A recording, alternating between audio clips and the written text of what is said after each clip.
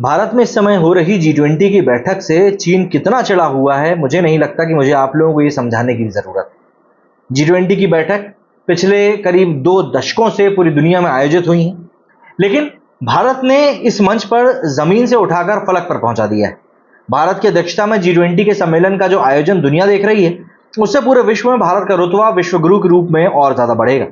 भारत ने G20 सम्मेलन के जरिए पूरी दुनिया को एक पृथ्वी, एक परिवार, एक भविष्य के वासुदेव कुटुंबकम का वो सनातन मंत्र दिया है, जिसकी जरूरत आज पूरी दुनिया को सबसे ज्यादा है। आज के इंटरकनेक्टेड वर्ल्ड में महामारी, खाद्य संकट, ऊर्जा संकट, जलवायु परिवर्तन, आतंकवाद जैसी तमाम समस्याओं को क्षेत्र, राष्ट्र, वर्ग या समुदाय में सीमित असर नहीं होता। G20 शिखर सम्मेलन को सफल बनाने के लिए भारत सरकार ने खजाना खोल दिया है। बीबीसी की एक रिपोर्ट के मुताबिक G20 शिखर सम्मेलन को सफल बनाने के लिए इस आयोजन पर $10 करोड़ से भी ज्यादा का खर्चा होने का अनुमान है। इसके पीछे की सबसे बड़ी वजह यह भी है कि आज तक देश में इतने बड़े स्तर का आयोजन पहले कभी नहीं किया गया। अब यहां पर सवाल उठता है कि इतने बड़े वैश्विक आयोजन में मुद्दा क्या होगा, जिसमें इस शिखर सम्मेलन में बातचीत होने की संभावना है।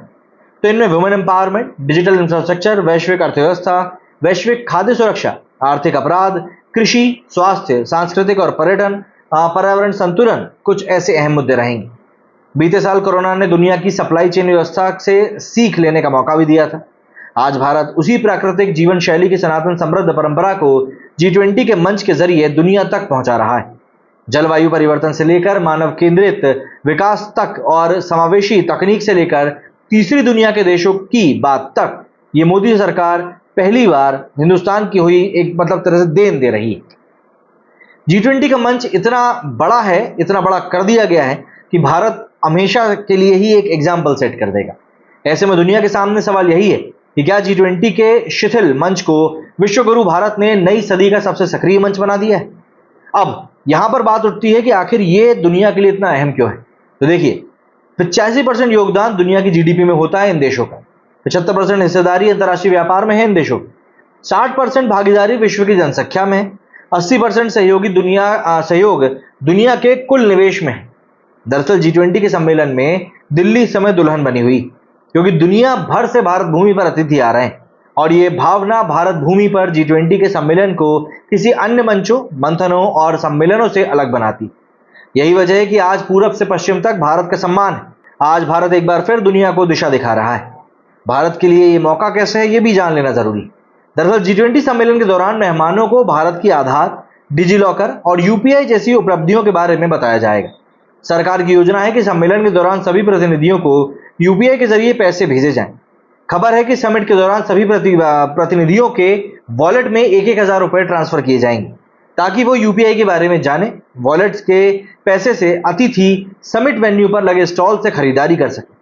समिट पर लगे स्टॉल में भारत परंपरा की झलक भी देखने के लिए मिलेगी।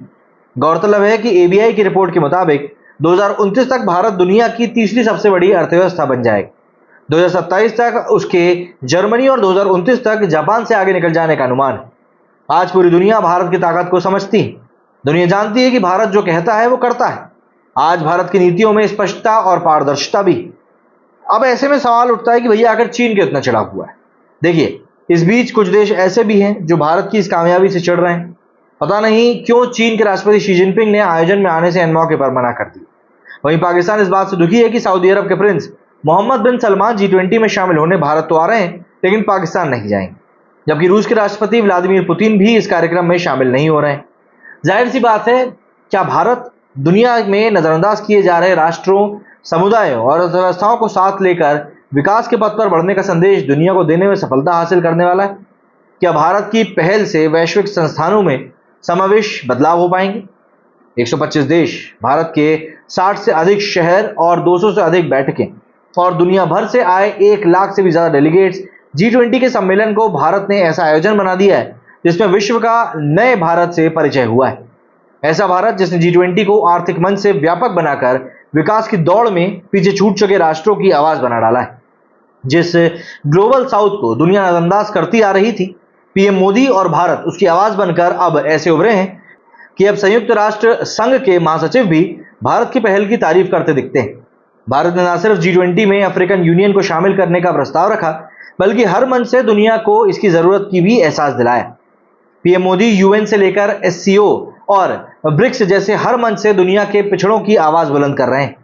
G20 का सम्मेलन भी जीडीपी केंद्रित विकास से आगे मानव कल्याण के मंत्र पर आगे बढ़ रहा है।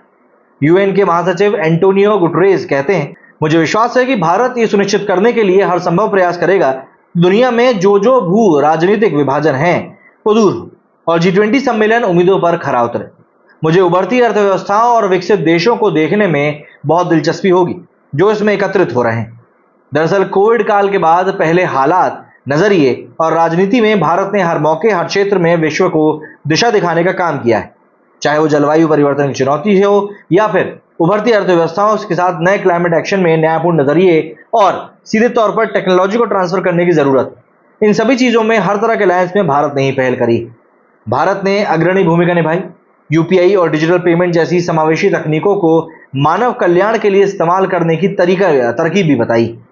प्रधानमंत्री नरेंद्र मोदी कहते हैं कि भारत के लिए G20 की अध्यक्षता केवल एक उच्च स्तरीय कूटनीतिक प्रयास नहीं, मदर ऑफ डेमोक्रेसी और मॉडल ऑफ डाइवर्सिटी के रूप में हमने इस अनुभव के दरवाजे दुनिया के लिए खोल दिए और इसी का अनुभव अब 19 देश, 2 यूनियन और विश्व की 85% आबादी वाली दुनिया अगले 3 दिनों तक दिल्ली में करने वाली। ग्लोबल इकोनॉमी में G20 समूह की हिस्सेदारी के इन आंकड़ों को देखकर इसकी अहमियत का अंदाजा लगाया जा सकता है। इसकी अध्यक्षता करने से भारत को ग्रुप के सदस्यों देशों के साथ व्यापार संबंधों को और भी ज्यादा मजबूत करने में मदद मिलेगी। अगर एक्सपर्ट्स की माने तो उनकी राय में भविष्य की ग्लोबल इकोनॉमी ग्रोथ और समृद्धि को हासिल करने में G20 की एक रणनीतिक भूमिका है। इसमें शामिल देशों में भारतीय इंफ्रास्ट्रक्चर सेक्टर में अच्छा खासा इन्वेस्टमेंट आ रहा है। इसमें बढ़ोतरी की उम्मीद भी है। G20 की अध्यक्षता करने से भारत को वैश्विक मंच पर प्रमुख खिलाड़ी बनने का एक बहुत बड़ा मौका भी मिलने वाला है। G20 के जरिए होने वाले अन्य प्रॉफिट्स की अगर हम बात करें तो केंद्र ने अपनी तरह की पहली पहल करते हुए स्टार्टअप 20 एंगेजमेंट ग्रुप की स्थापना करी, जो विभिन्न स्टेक होल्डर्स को एक साझा मंच पर एक साथ लाकर वैश्विक स्टार्टअप इकोसिस्टम को आवाज के रूप में काम करवा रहा है।